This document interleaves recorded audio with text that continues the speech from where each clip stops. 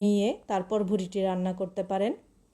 আমি এখন ভুঁড়ির মূল রান্নায় চলে যাচ্ছি। দিয়ে দিয়েছি এখানে 2 টেবিল চামচ পরিমাণ সয়াবিন তেল, 1 কাপ পরিমাণ পেঁয়াজ কুচি দিয়েছি।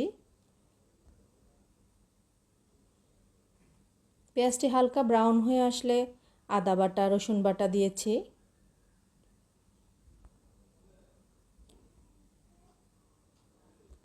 আদা রসুন বাটাগুলো তেলের সাথে একটু কষিয়ে নিচ্ছি।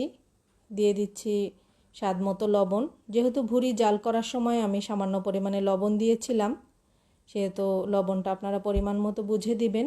দিয়েছি 1 চামচ লাল মরিচের গুঁড়া, 1 চামচ হলুদ গুঁড়া, 1 চামচ গরম মশলার গুঁড়া,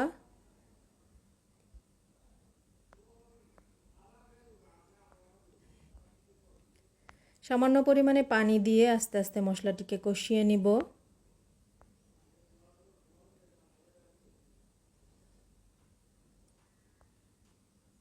আমার মশলাটি আস্তে আস্তে কষানো হচ্ছে। দিয়ে দিচ্ছি 1 চামচ ধনিয়ার গুঁড়া, 1 চামচ জিরা গুঁড়া, 1 চামচ গোলমরিচের গুঁড়া। সব মশলাগুলো ভালোভাবে নেড়েচেড়ে কষিয়ে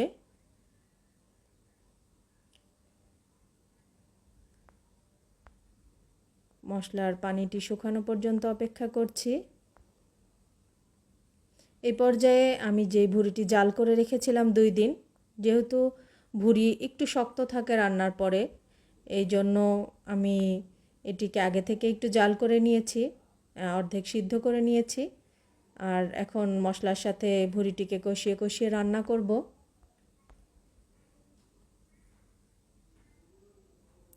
আস্তে আস্তে মশলার সাথে কষতে থাকবে এবং সিদ্ধ হয়ে যাবে। ভুঁড়ির যে আলাদা একটা গন্ধ, সেই গন্ধটাও থাকবে না। আপনারা আমার এই টিপসটি ফলো করে এভাবে ভুঁড়ি রান্না করতে পারেন। দেখুন আমার ভুঁড়িটি দেখতে কেমন হয়েছে। আমি এভাবে আস্তে আস্তে মশলার সাথে ভুঁড়িটিকে কষিয়ে কষিয়ে রান্না করব।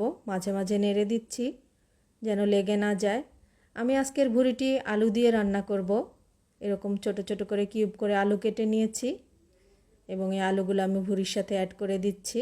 প্রথমে আলু এবং ভুঁড়িগুলা কষিয়ে এরপর পানি দিয়ে আবার সিদ্ধ করার জন্য দিয়ে দিব। এই প্রসেসে রান্না করলে ভুঁড়িটি খেতে খুবই চমৎকার লাগবে। আলুর সাথে ভুঁড়িটি কষানো হয়ে গেছে। এই পর্যায়ে এখন আমি পানি অ্যাড করব। আমার পরিবারের সবাই এভাবে ভুঁড়ি খেতে খুবই পছন্দ করে। আর যারা ভুঁড়ি খেতে অপছন্দ করেন বা ভুঁড়ির গন্ধটি ভালো লাগে না, আমার এই প্রসেসটি ফলো করে আপনারা রান্না করে দেখবেন, অবশ্যই ভুঁড়ি হয়ে যাবে আপনাদের ফেভারিট খাবার। আমি এখানে আরও কিছু গোটা গরম মশলা দিয়েছি। পানি দিয়ে আবারও সিদ্ধ করতে দিয়ে দিচ্ছি। দেখুন কেমন হয়েছে আমার ভুঁড়ির কালার। আস্তে আস্তে মিডিয়াম আঁচে রান্না করছি। ভুঁড়ি সিদ্ধ হতে একটু সময় লাগে, এই জন্য একটু দীর্ঘক্ষণ ধরে ভুঁড়িটি রান্না করতে হয়। আর আপনাদের জন্য তো টিপস থাকলোই, যদি দ্রুত রান্না করতে চান তাহলে আগে থেকে 2 দিন একটু একটু করে জাল করে নেবেন, তাহলেই পারফেক্ট ভুঁড়ি রান্না হয়ে যাবে।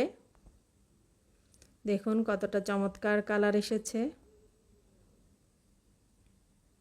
রান্নার শেষ পর্যায়ে আমি 1 চামচ জিরা গুঁড়া এবং 1 চামচ গরম মশলার গুঁড়া দিয়ে দিচ্ছি। এটি রান্নার ফ্লেভারটিকে আরও দ্বিগুণ করে তুলবে। আপনারা এই টিপসটিও ফলো করতে পারেন। আমার ভুঁড়ি রান্না শেষ। দেখুন কতটা লোভনীয় এবং গ্রেভি দেখা যাচ্ছে। খুবই চমৎকার এই ভুঁড়ি। আমার বাসায় সবাই খুব পছন্দ করে। আপনিও আপনার পরিবারের জন্য এই পদ্ধতিটি ফলো করে রান্না করে দেখতে পারেন। আমার ভিডিওটি ভালো লাগলে অবশ্যই আমার চ্যানেলে একটি লাইক, কমেন্ট, শেয়ার করবেন। আমার পাশে থাকবেন। আপনাদের ভালোবাসায় আমাকে উৎসাহিত করে। আজকে এই পর্যন্তই। আপনাদের সবার সুস্বাস্থ্য কামনা করছি। সবাই ভালো থাকবেন। আল্লাহ হাফেজ।